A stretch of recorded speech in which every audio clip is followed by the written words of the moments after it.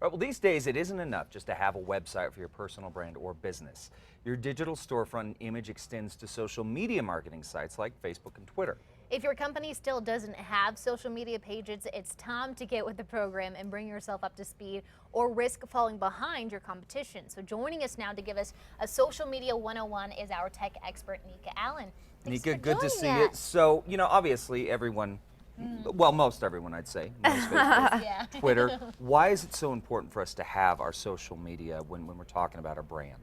It's so important because number one is it builds trust. Okay. If I see a company now, and I am talking a little bit personally here, but I think that this extends to a lot of different people.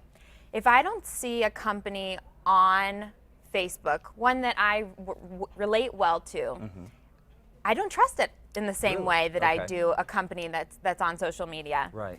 Is it because that it gives us a little more transparency to the company? Exactly. It gives you transparency. There's those personal interactions with your actual individual customers there. Okay. You can respond immediately to any kind of problem, whether it be actually a good thing or a bad thing. You can respond right then and there, and people feel like they're communicating with someone, like they're cared about, stuff is getting done. And it's a lot less of a salesy way to also promote yourself. Right.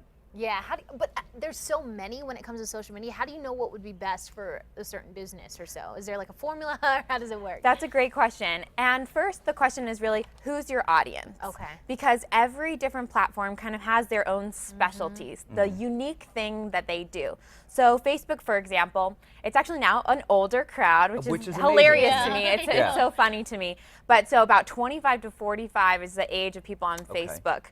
And this is where you get your brand loyalty, really great reputation, and it also encourages dialogue with your customers. So if you have a brand or an image that you think, you can add that to, then this is a perfect place for you. And I think Facebook is also kind of just the ubiquitous platform, like everyone should have a Facebook now for your company. Right. Twitter, great for quick things, getting in touch with PR, announcing things, being there constantly.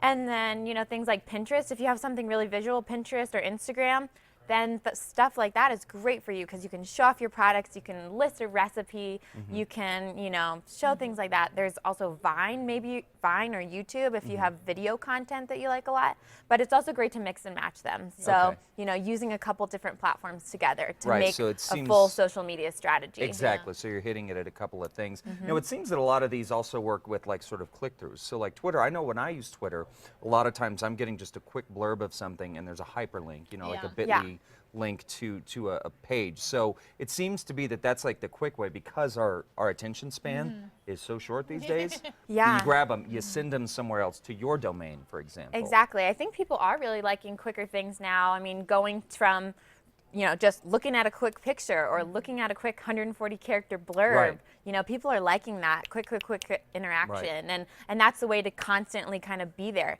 It's actually, been said that with Twitter, you should be posting about at least 20 posts per week. So, Facebook, Facebook at least 6, and something like Pinterest at least 10.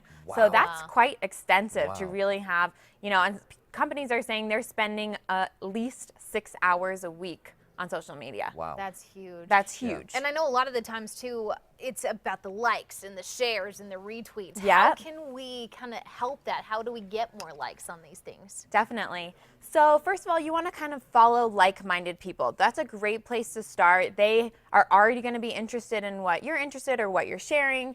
They, they probably have a lot of people that are followers, things like that. So they're going to help promote your stuff, which is exactly what you want. As I just mentioned, you want to share frequently. You don't ever want to let your social media profile kind of run dry. Then you're already old and boring and you're not, putting up new content. That's a problem, which can be, a difficult task, but it's important. There's also the 80-20 rule. 80% of the content should be content not promoting your brand. So it should be things maybe more generally like educational things, different things from news articles, still relating to your brand or whatever topic you're going to be the authority of, but it shouldn't be salesy directly towards your brand. And then only 20% should be directly about your brand. And that kind of builds up really, just how much people trust you. Like this brand is an authority for X, you know, X product, X whatever it is. And that's how you really get known. You also want to keep the value of your brand and keep with kind of the feeling of your brand. If you're a really fun brand, keep your social media fun. Keep it really fun and engaging. If it's more of a serious brand, that's okay. Keep it serious and just stick to you and your brand. Yeah, so you're just being honest with it. Yeah. All right, well, this is great tips, guys. Thank For you. full recap on how to use social media to its highest potential, head over to Casa.com. We'll have a full recap there. Nika, thank you.